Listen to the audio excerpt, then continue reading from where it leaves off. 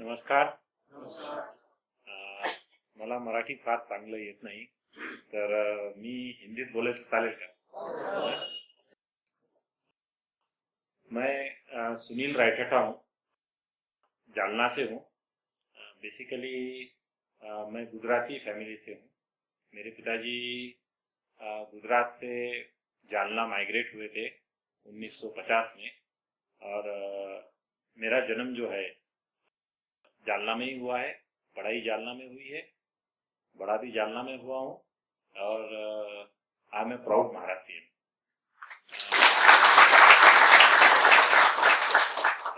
जालना में सीटीएम के गुजराती स्कूल में मेरी पढ़ाई हुई. चौथी तक गुजराती मीडियम में पढ़ा.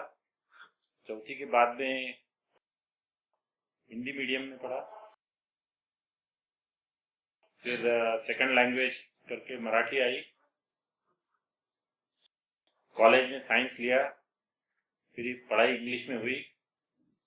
तो आज न मेरी गुजराती अच्छी है, न हिंदी अच्छी है, न मराठी अच्छी है, न इंग्लिश अच्छी है.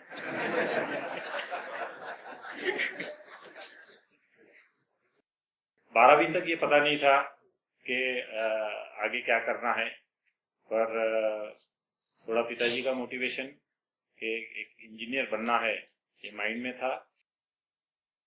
गवर्नमेंट इंजीनियरिंग कॉलेज औरंगाबाद से मैंने मैकेनिकल इंजीनियरिंग की. और जैसे प्रशांत जी ने बताया, श्योर, आई एम 100% श्योर, मेरे लिए तो इंटरप्रेन्योरशिप ये वर्ड जो है पहली बार मैंने सुना तो हमारे कॉलेज के प्रिंसिपल श्री गणेश राव के मुंह से सुना.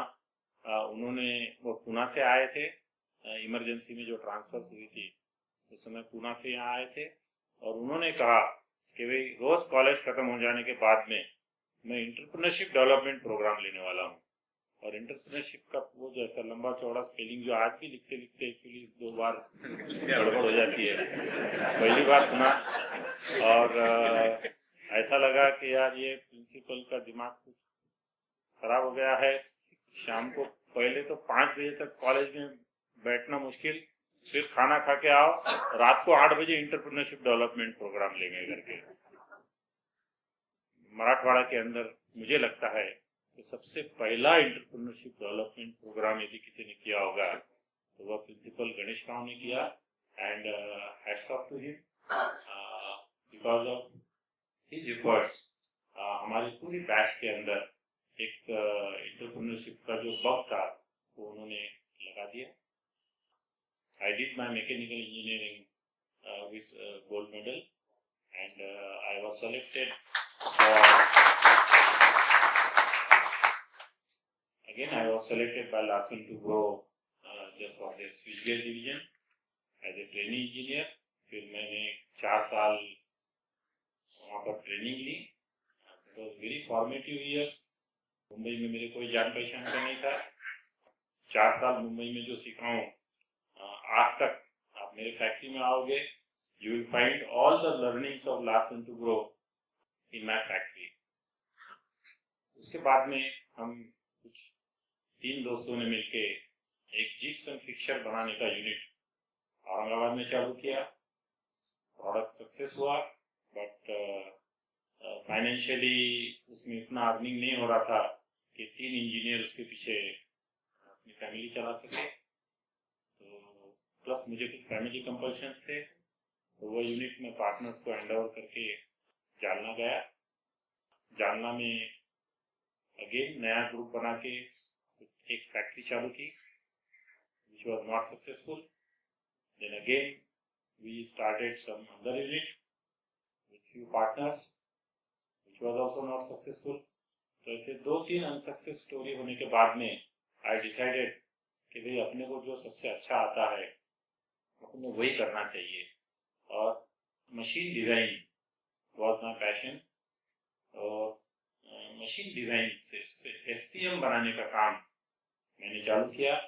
और सर्विस छोड़ने के 15 साल बाद पहली बार जिसको प्रॉफिट बोलते हैं वो कुछ देखने को मिला.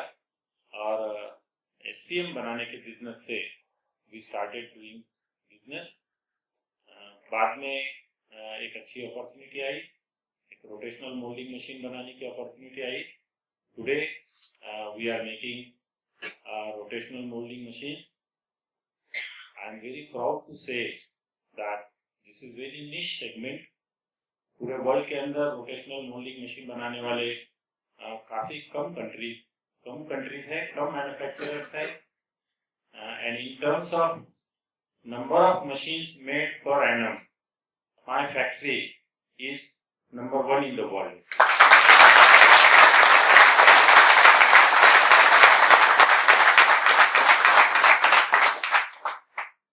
मैं चाहूँगा कि मेरे फैक्ट्री का एक इंट्रोडक्शन वीडियो है, अबाउट 180 सेकंड्स का है, तो हम देखेंगे। Vinod Rai, engineering your growth. Vinod Rai Engineers is a specialist manufacturer and global supplier of rotational molding machines from India.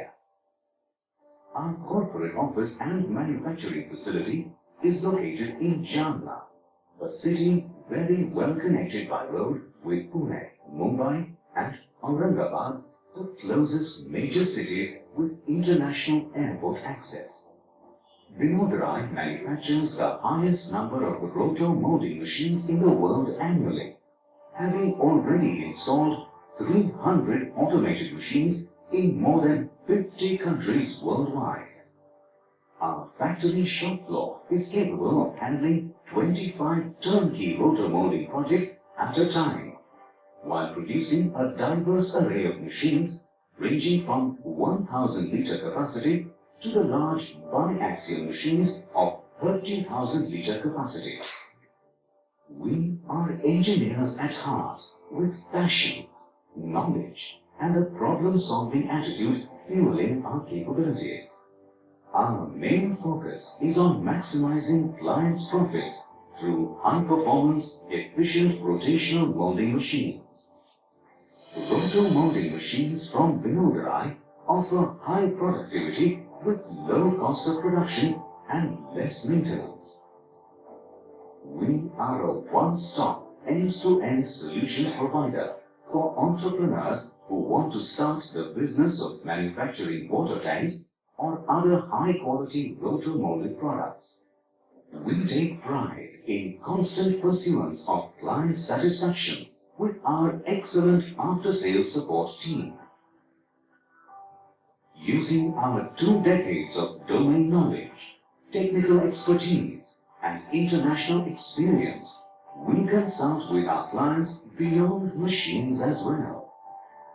We help them set up businesses around the applications of roto-molding. Manufacturing water tanks using rotational molding technology is a winning business proposition. Low investment, a break-even period of just 2 years, and a huge untapped market make water tank manufacturing a highly lucrative business opportunity.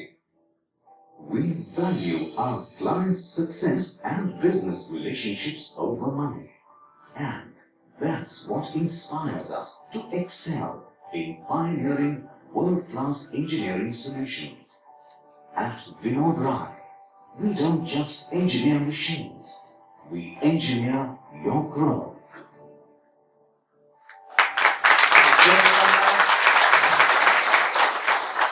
उद्योजकांना उभे करणारे उद्योजक अशी मला वाटतं त्याची proper ओळख. हा सर स्ट्रगलिंग पिरियड तुमच्या विषयाचा पण थोडासा प्रोग्राम घ्यायची इच्छा आहे की ही जी मोल्डिंग मशीनचा जो विषय आहे तो सुरुवात केला आणि त्यानंतर पहिलं प्रॉडक्ट विकलं जाणं हा जो काही स्ट्रगलिंग पिरियड होता तो काय कसा होता, त्याच्यातले तुमचे अनुभव काय किंवा ती आर्थिक स्थिती? सर्विस छोड़ने के बाद में जो भी 2-4 वेंचर्स किए थे ये सब पार्टनरशिप में किए थे, और मेरा रोल जो था वो मेनली टेक्निकल डेवलपमेंट का था। मार्केटिंग, फाइनेंस, ये साइड में मेरा कोई रोल नहीं था, मेरा कोई नॉलेज नहीं था। बट जब मैंने ये सब फेल्यूर्स देखने के बाद में मेरा खुद का यूनिट पहली बार जब चालू किया स्पेशल पर्पज मशीन बनाने का, उस समय एक्चुअली फाइनेंस, मार्केटिंग, इंजीनियरिंग, यह तीनों का थोड़ा सा काम, तीनों के ऊपर थोड़ा थोड़ा काम करना पड़ा। और ये जो स्ट्रगलिंग पीरियड था, मुझे आज भी याद है कि ऐसा कभी ऐसा नहीं हुआ कि मुझे कभी भी ऐसा लगा होगा कि आई एम स्ट्रगलिंग, कभी ऐसा लगा ही नहीं। ऐसा लगा कि अब कुछ काम कर रहे हैं and there was a full support from the family, full support from the friends, जो भी मेरे पुराने फ्रेंड्स थे LNT में, बाकी जगह पे जो इंजीनियर्स थे, उनका भी मुझे काफी सपोर्ट मिला। तो एज सच कड़की बहुत रहती थी, पर ऐसा कभी लगा नहीं कि वी आर स्ट्रगलिंग करके, दिन बराबर निकल जाता था। लेकिन कितने साल तक ये दिन निकलते हैं? ये करीब करीब 15 से 17 साल लगे। और मैं यहाँ पे एक चीज जरूर कहना चाहूंगा कि कभी कभी सब्जेक्ट ऐसा डेफिनेटली निकलता था कि तू सर्विस नहीं छोड़ता था। तो आज तेरा फ्रेंड जो है, मेरा DD जोशी करके बहुत अच्छा फ्रेंड था, वो DD जोशी के जैसा आज तेरा भी 25-30 हजार रुपए पगार होता था। ये सब्जेक्ट बार बार ऐसा अकेजनली निकलता था। और मैं ये बताने को मुझे बहुत खुशी होती है कि 16 साल के बाद में मुझे ब्रेक मिला, 17वें साल प्रॉफिट देखा, 18वें साल में जितनी कमाई हुई वह DD जोशी ने 16 साल में नहीं की होंगी।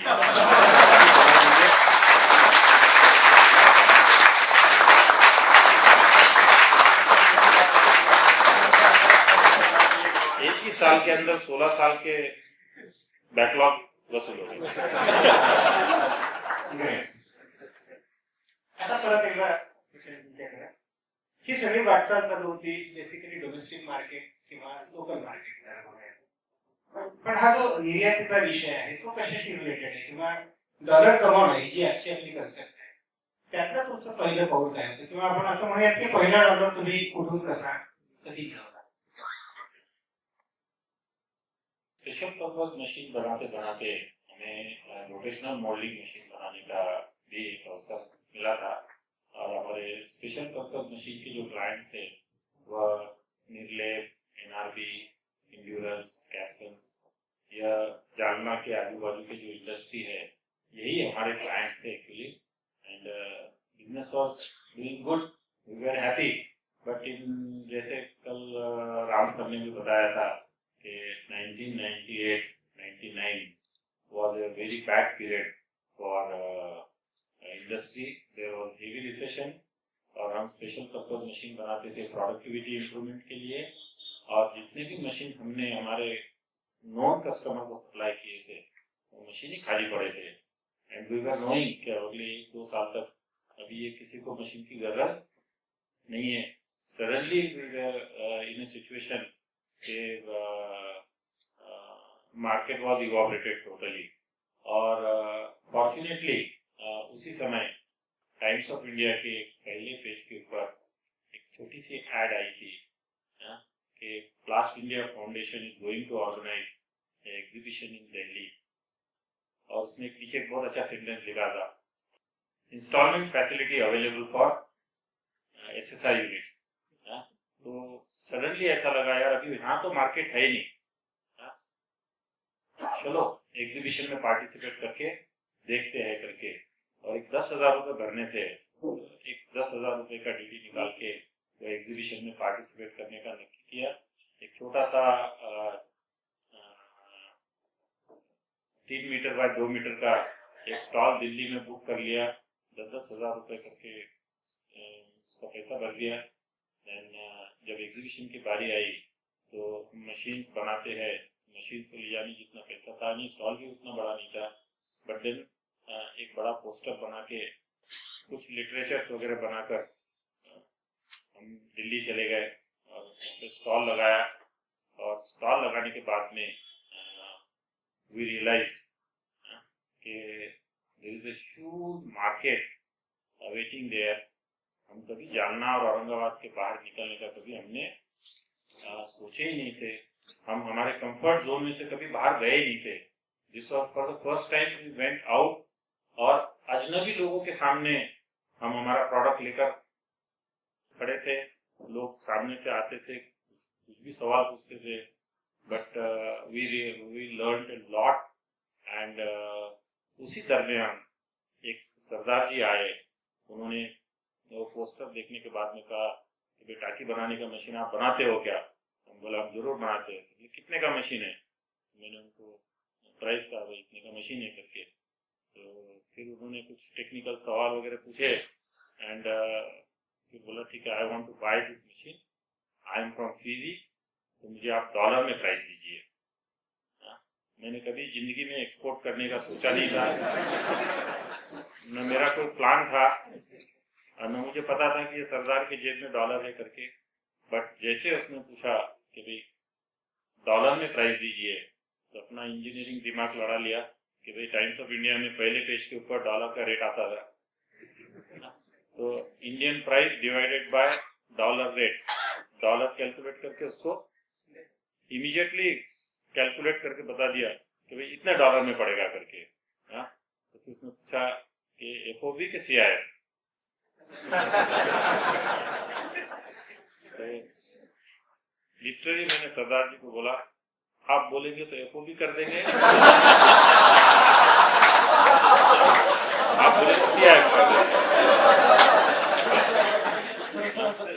सरदार जी को पक्का समझ गया कि भाई ये बंदा एकदम ठीक ठाक है, कोई चिंता करने की बात नहीं है। उसने उसका कार्ड दिया, एक उसकी ईमेल आईडी था कि आप प्रोफार्मा इनवॉइस बना के इस पे मेल कर दो, मैं ऑर्डर प्लेस कर दूंगा करके। ऐसा करके वो सरदार जी तो चले गए। वो छोटा सा कार्ड लेकर हम जानना आए। बीएसएनएल की सर्विस इंटरनेट की जालना में अवेलेबल नहीं थी। It was available in Aurangabad में नई इंट्रोड्यूस हुई थी। 100 आवर्स के 3000 रुपए, ऐसा एक पैकेज था। नूतन कॉलोनी में ऑफिस में लाइन में खड़े रह के वो एक अकाउंट बनाए, जालना से एसटीडी से डायल करते थे उसको, और उसको ईमेल करना था। मुकुंद भोगले से बात करके उनका एक प्रोफार्मा इनवॉइस कैसा रहता है वो लेके आए और प्रोफार्मा इनवॉइस बनाए और सरदार जी को प्रोफार्मा इनवॉइस मेल कर दिए। This is how our journey to export started. This was in correct 2000. तो हमारा प्रवास एकच मिनिट झाला, डॉलर कमवण्याचा प्रवास. Yes. तो सुरू झाला. खरं तर थोडासा विषयाचा होईल, पण एक गोष्ट मला यांच्याकडे परत ऐकायची इच्छा आहे.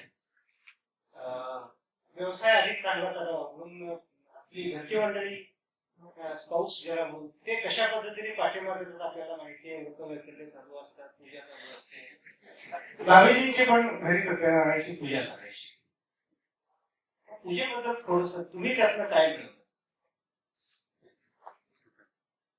वैसे पहला export order letter of credit, Standard Chartered bank की लेटर ऑफ क्रेडिट आई मुझे. We went to Bank of India, and manager was very cooperative.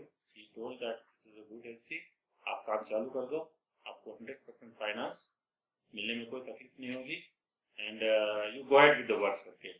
So we went ahead with the work. Machine was almost completed, ready for dispatch. काफी material उधार लेके रखा था, but एक दिन सडनली बैंक का मैनेजर का कॉल आया कि he is very sorry, head office has rejected the proposal. So I was totally disturbed कि भाई अभी सप्लायर को पेमेंट देना है, मशीन ऑलमोस्ट रेडी है डिस्पैच के लिए. तो जैसे कल राम सर बता रहे थे कि इमरजेंसी के अंदर अपनी तकलीफ जो है अपने फ्रेंड्स को बताना ये बहुत ज़रूरी है. मैंने शाम को राम को फ़ोन किया कि राम ऐसा ऐसा हो गया, मेरा पूरा मशीन रेडी है। बैंक मैनेजर आज बोलता है कि I am not able to finance, और अभी मैं हेड ऑफिस के ऊपर जाके कन्विंस करने के लिए मेरे पास टाइम नहीं है। तो राम बोला कुछ नहीं, कल सवेरे बस से आ जा, आने के बाद फोन कर मेरे को, go to Devgiri bank, Devgiri bank के मैनेजर कोटेकर सर है, उनको जाके मिल, मैं बात करता हूँ करके। आई वेंट देयर, और मेरा एक ही दिन में उन्होंने फाइनेंस सैंक्शन किया and we paid our suppliers, machine was ready, machine dispatch करने की हमने तैयारी की, कंटेनर्स आ गए थे एंड जिस दिन मशीन डिस्पैच करना था उसके एक दिन पहले हमारे श्रीमती जी ने कहा कि भाई सत्यनारायण की पूजा करके डिस्पैच करेंगे करके। तो normally I avoid this, but Mrs ने भी बराबर टाइमिंग देख के कॉल फेंका था, तो मैंने मना नहीं किया। मैंने किया भाई जो भी करना है ना वो सवेरे जल्दी कर लो, 10 बजे का फंक्शन है, 10 बजे के पहले सब कंप्लीट हो जाना चाहिए। फैक्ट्री के ऊपर सत्यनारायण की पूजा रखी गई, और नॉर्मली सत्यनारायण की पूजा में मैं कभी बैठता नहीं हूँ। पहला इंसिडेंट था कि मैं सत्यनारायण की पूजा में बैठा, और मुझे याद है नॉर्मली ब्राह्मण जो उच्चारण करता है नॉर्मली वो समझता भी नहीं है काफी बार, बट फॉर्चुनेटली बहुत ही अच्छा ब्राह्मण था, और वो सत्यनारायण की कथा पढ़ रहा था। एक छोटी सी उसमें जो एक कथा उसने पढ़ा, मुझे उस दिन ऐसा बहुत मेरे हार्ट को लगी एक्चुअली, तो मैं हर जगह सुनाता हूँ। सर को एक बार सुनाया था, इसलिए आज उन्होंने रेफरेंस निकाला। वो सिंपल कथा थी। एक पति पत्नी लकड़हरा एक छोटे से गांव में रहते थे। हाँ, लकड़हरा जो है छोटे से गांव में रहते थे, बहुत तकलीफ से दिन गुजार रहे थे। तो एक दिन उसके मिसेस को किसी ने कहा कि भाई आप सत्यनारायण का व्रत रखेंगे तो आपके अच्छे दिन आ जाएंगे। तो दोनों ने मिलकर डिसाइड किया कि हम सत्यनारायण का व्रत रखेंगे। फिर दूसरे दिन सवेरे उसकी मिसेस जो है उसको न्यारी वगैरह बांध के देती है। वह सवेरे सवेरे जंगल में जाके लकड़ी तोड़ता है और गट्ठा बना के एक दूर धनिक शहर में जाकर बेचता है।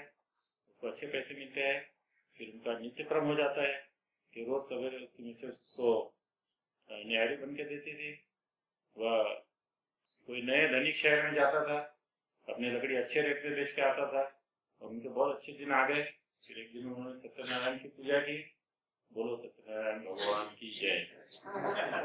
तो वह मुझे उस दिन यह मैसेज मेरे को बहुत अच्छा लगा कि भगवान भी जो है ना चप्पल फाड़ के पैसा नहीं देता है, वो सिर्फ आपको आइडिया देता है। और वो लकड़हारे को आइडिया मिली कि मैं मेरे गांव में लकड़ी बेच रहा हूँ तो उसको भाव अच्छा नहीं मिलता है, और मैं यदि धनिक शहर में जाऊंगा तो मुझे भाव अच्छा मिलेगा। And he started going out. और मुझे ऐसा लगा कि आज हम जो एक्सपोर्ट कर रहे हैं वो लकड़हारे में मेरे में कोई फर्क नहीं है।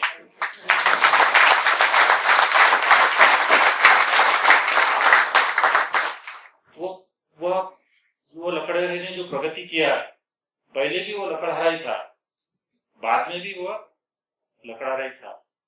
पहले वो गांव में बेचता था, तो गांव में बेचता था तो गांव में झोपड़ी के सामने दुकान लगाता था, और गांव के लोग बहुत शातिर होते हैं, उनको पक्का पता था कि शाम को ये रेट कम कर देगा। तो जो बड़े ग्राहक रहते थे होटल वाले वगैरह, वो बराबर एक्चुअली ना शाम को 6 या 7 बजे लकड़ी लेने जाने की, तो उसको पता है कि अभी तक एक्चुअली इनका दाना पानी का अरेंजमेंट हुआ नहीं होगा, रेट एकदम डाउन हो जाएगी। तो हमारे माल की मार्केट वैल्यू उसी दिन मिलेगी जिस दिन हम एक अच्छे मार्केट में जाकर उसको बेचेंगे। तो यह सीख मैंने उस दिन मेरे बहुत ध्यान में बैठी, और उस दिन से हमने हाथ धो के एक्सपोर्ट के पीछे लग गए। अभी हम करीब करीब 15 से 17 कंट्रीज के अंदर एग्जीबिशंस के अंदर हमारा स्टॉल लगाते हैं। डेवलप कंट्रीज में भी लगाते हैं। We have put up a stall in China also and we are today exporting to more than 50 countries.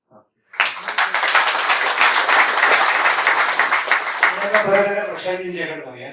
आज 2000 ते 2014 हा जो काही प्रवास आहे हा परदेशातला प्रवास प्रत्येक वेळी काय तुम्ही दोघंच तिथं नाही जाणार, तिथलं काही नेटवर्क तुम्ही उभं केलं असेल तर हे परदेशातलं मार्केटचं नेटवर्क, त्याला भारतातला सपोर्ट, ही सगळी मॅनपॉवर, हे सगळं तुम्ही काय कसं आहे ही 14 वर्षाची वाटतात तुम्ही काय सर तुम्हाला एक जरा वेगळा प्रश्न, निर्यातीमध्ये मेनली हा विषय समोर येतो। त्यांचा टेक्निकल प्रॉडक्ट आहे, सगळे बहुतेक इंजिनियर्स आहेत आणि ही तंत्राची भाषा सगळीकडची कॉमनच असणार आहे, इथलं सॉफ्टवेअर तिथलं सॉफ्टवेअर, पण तुमचं हे हार्डवेअर आहे, याची इन्स्टॉलेशन आहे, त्याचा मेंटेनन्स आहे, आणि तुम्ही आता सांगितलं तसं 50 देश, प्रत्येक देशात तर इंग्रजी बोलली जात नसेल, तर हा लँग्वेज बॅरियरचा विषय तुम्ही कसा सोडवता, ते काय? मशीन, जब हमारा पहला मशीन एक्सपोर्ट हुआ ना, तो मुझे एक बहुत ही डर ऐसा लग रहा था कि जो आदमी कमीशनिंग को जाएगा तो मशीन पूरा डिसमेंटल करके वुडन बॉक्सेस में पैक करके कंटेनर में डिस्पैच हुआ था। और हमारा जो प्रसाद देशपांडे करके जो हमारा मैनेजर था, उसको एक्चुअली कमीशनिंग करने के लिए जाना था। तो मुझे बहुत ही डर लग रहा था कि वहाँ फिजी जैसे कंट्री में वहाँ पे नट बोल्ट भी नहीं मिलता है। हाँ, ये बंदा कमीशनिंग करने को जाएगा और he is not able to fix the machine, तो there will be a big problem. तो हमने ऐसा किया कि भाई जहाँ 4 बोल्ट लगते हैं ना, वहाँ पे 6 बोल्ट डालो, जहाँ पे 2 मीटर वायर लगता है 5 मीटर वायर डालो। ये बर्नर का एक्चुअली कंट्रोल शायद खराब हो सकता है, एक कंट्रोल एक्स्ट्रा डालो। इलेक्ट्रिक कंट्रोल पैनल के अंदर हमने ऐसी लिस्ट बनाई थी कि what problem could be there, और वो पूरे के पूरे स्पेयर्स का एक बंडल बना के हमने साथ में डाल दिया था कि भाई वहाँ किसी प्रकार का प्रॉब्लम नहीं आना चाहिए। और फॉर्चुनेटली वहाँ किसी का प्रॉब्लम नहीं आया, परंतु वो जो स्पेयर्स थे वो कस्टमर ने फीडबैक दिया कि सर आपने मशीन के साथ जो स्पेयर्स भेजे थे 2 साल तक मेरे को कोई प्रॉब्लम नहीं आया करके। एंड देन वी रियलाइज यदि एक्सपोर्ट में यदि काम करना है तो सामने वाले को किसी प्रकार की ट्रबल नहीं होनी चाहिए। और हम एक्सपोर्ट मशीन के साथ में हमारी कोई बहुत अच्छी क्वालिटी मशीन नहीं है, प्रॉब्लम मशीन में आते हैं, but person has all the spares with him, तो उसको एक्चुअली हेडेक नहीं होता है उस प्रॉब्लम का। Sending a person for installation outside the country, इसके लिए मेरे पास जितने भी लोग हैं इसमें से शायद 1 ही 2 लोग ऐसे हैं जो बहुत अच्छी तरह इंग्लिश बोल सकते हैं। ऑर्डिनरी कारीगर जिसको इंग्लिश नहीं आता है वह वहां जाके बहुत अच्छा काम कर सकता है और करता है, because his focus is only on the performance of the work. और वो कस्टमर जो है यह एक्सपेक्ट नहीं करता है कि यह इंग्लिश बोलेगा, वह ये एक्सपेक्ट करता है कि इसको इसका काम बराबर आता है कि नहीं आता है। मैंने फ्रांस में जो टीम भेजा था, आई एम प्राउड टू से किशोर रगड़े करके हमारा जो मैकेनिकल फिटर है जिसको मैंने फ्रांस भेजा था, इंग्लिश उसको सिर्फ एस नो थैंक यू इतनी आती है। और वो उतनी भी इंग्लिश एक्चुअली फ्रांस में कुछ काम नहीं आती है। तो उसके वापस आने के बाद में मेरे फ्रेंच कस्टमर ने कहा कि भाई वो किशोर रगड़ों को हमारे पास भेज दो। He wanted to employ. It is very important that a person should know his job perfectly. English आना नहीं आना ये जरूरी नहीं है। 50 कंट्रीज में हम एक्सपोर्ट करते हैं। कई बार अरब शेख आते हैं जो अरबी में बात करते हैं। अरबी के अंदर भी सऊदी अरेबिया की अरबी अलग है, ट्यूनीशिया की अरबी अलग है, नाइजीरिया साइड में अरबी अलग है, अलग अलग टाइप की लैंग्वेज में लोग आते हैं। मुझे इंशाअल्लाह छोड़ के और बाकी कुछ बोलना आता नहीं है, but then language, common language is language of profit. और सारी दुनिया के अंदर जो है, सारी दुनिया में जो है, language of profit is understood by everyone. मैं एक छोटा सा उदाहरण दूंगा यहाँ पर। मैं एक बार चाइना गया था एग्जीबिशन में पार्टिसिपेट करने के लिए, तो टूर ऑपरेटर ने हमें 2-3 दिन की टूर थी, उसने फिर एक स्ट्रीट मार्केट के ऊपर आखिरी दिन 1-2 घंटा आप यहाँ पे कुछ खरीदी कर लो छोड़ दिया एक्चुअली। तो I was going on the street market,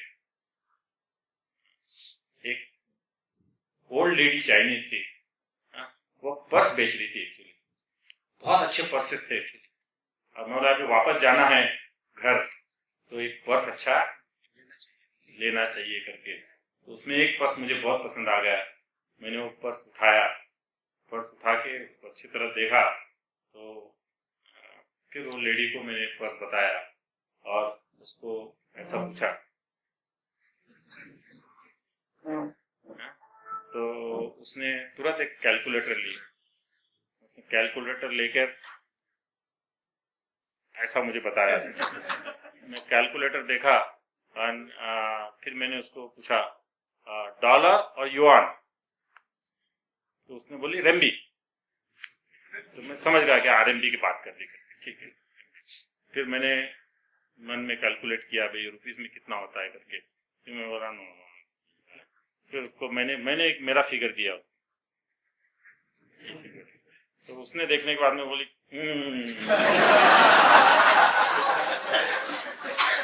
उसने फिर एक फिगर बनाई, मुझे बताया, हाँ मैंने डील फाइनल की, पैसा दिया, लेकर बाहर आया।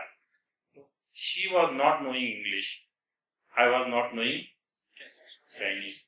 मुझे उसका प्रोडक्ट पसंद आ गया, ये उसको समझ गया, ये उसको समझ गया, हाँ? उसको ये पता था कि इसके जेब में पैसे है करके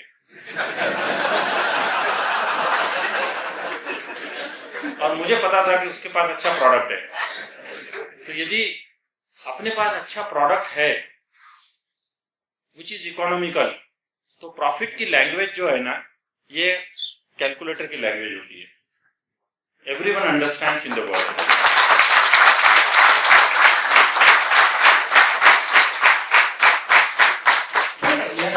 एक प्रश्न असा आहे की एक्सपोर्ट करायचं म्हणजे फार भारी काहीतरी झालं पाहिजे, असं काही असतं का? काय क्वालिटी एक्सपोर्टला आपण जे म्हणतो की एक्सपोर्ट क्वालिटी माल आहे, काय नेमकी क्वालिटी पॅरामीटर्स काय असतात? मैं एक छोटा सा उदाहरण देते हुए ही चालू करूंगा।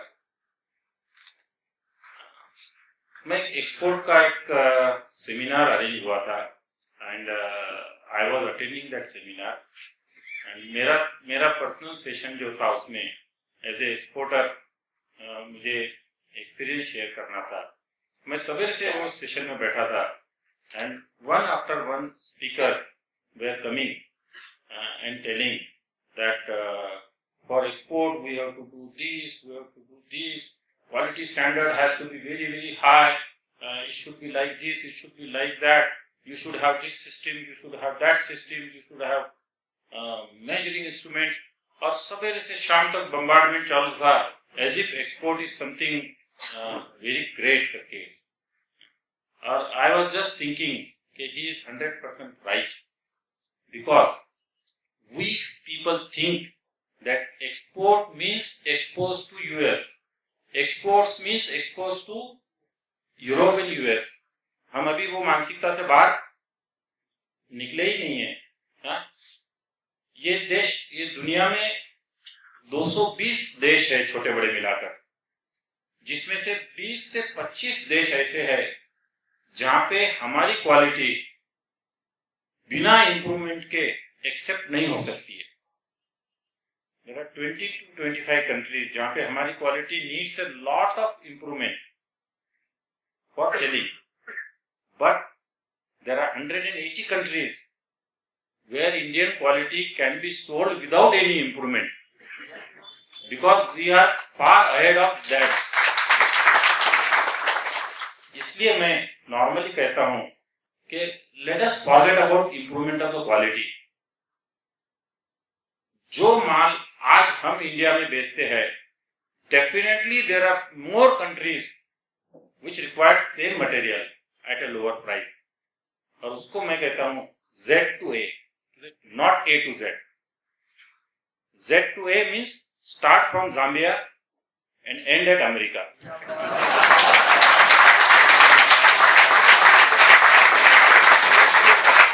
We started our exports with a country like a Fiji, and we earned dollar. We improved our quality from the earnings, and then we sold our machine to France also. So, whether it is coming from Zambia or whether it is coming from America, both gives you green dollar.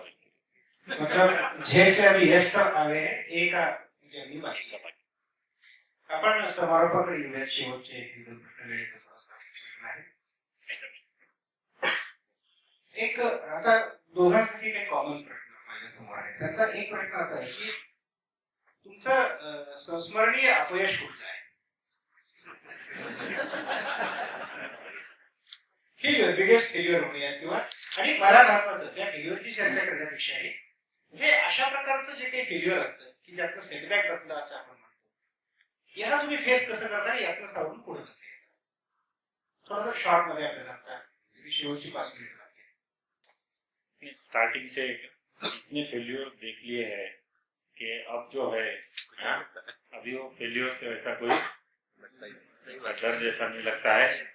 Every failure gives you opportunity to come out with it in far better वे.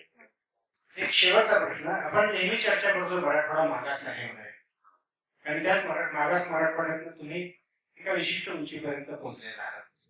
या मागासलेपणाचा आणि या एक्सपोर्टच्या क्वालिटीचा काही परस्पर संबंध आहे का किंवा नाही आहे? मैं बॉम्बे छोड़कर जब जालना मुझे जाना पड़ा, और जालना में मैंने काफी दिनों तक फैक्ट्री में काफी स्ट्रगल किया, और ये स्ट्रगल पीरियड के अंदर मेरे जो दोस्त थे औरंगाबाद के, जो मेरे चाहते थे, जिनको मुझसे प्रेम था, वो हरदम बोलते रहते थे यार क्यों जालना में सड़ता है, औरंगाबाद आ जा, बहुत अपॉर्चुनिटीज है. तो कभी कभी सही में ऐसा लगता था कि यार हम somewhere I am doing some mistake. तो एक बार ऐसा पोजीशन आई थी कि मुझे ऐसा लगा कि यार जालना छोड़कर औरंगाबाद आना चाहिए. तो मैं औरंगाबाद आया, कुछ मित्रों से बात किया, तो वो दोस्त बोले अरे यार सुनील, औरंगाबाद ठीक है, जाना से बहुत अच्छा है, पर जाना है तो पुणे क्यों नहीं जाना यार. तो पुणे में भी मेरे बहुत सारे दोस्त थे, उनके पास गया मैं कि भाई पुणे कैसा है करके. बोले पुणे बहुत अच्छा है, बहुत बिजनेस है, औरंगाबाद से तो बहुत अच्छा है. तो बम्बई वाली बात नहीं है बोले इसमें. जो मजा बॉम्बे में है ना वो पुणे में नहीं है. भगवान की दया से मेरे बहुत सारे फ्रेंड बॉम्बे में भी थे, उनके पास भी गया मैं. तो उन्होंने कहा यार इंडिया में धंधा ही नहीं करना चाहिए.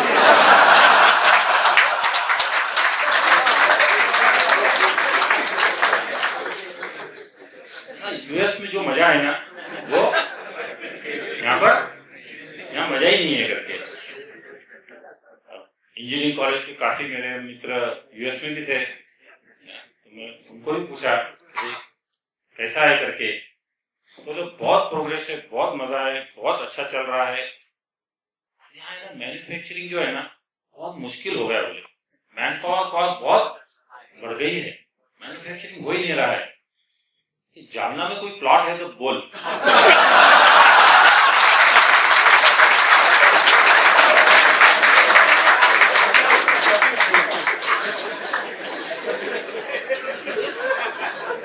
बहुत बार ऐसा होता है कि हमें पता नहीं होता है कि हमारी क्या स्ट्रेंथ है। आज सारे देश से सारी दुनिया से लोग औरंगाबाद स्कोडा आई है यहाँ पर। ये सब फॉरेन की कंपनीज आ रहे हैं। We are talking with one Italian company which wants to start a unit in Jalna. $20 $25 per hour के ऊपर वहाँ काम होता है। और हमारे पास एक्चुअली इतना low cost engineering manpower available है। We really are not exploiting the potential of this region. और मुझे सभी नए लोगों से ये कहना है कि यहाँ का जो पोटेंशियल है, यह यहाँ का जो मैन पावर है, यह बहुत अच्छा मैन पावर है। Train them, the moment you train them, वह कहीं छोड़ के नहीं जाते हैं। They are stable manpower, they are loyal manpower. सारी दुनिया के अंदर इतना अच्छा मैन पावर शायद ही कहीं मिलेगा। Thank you.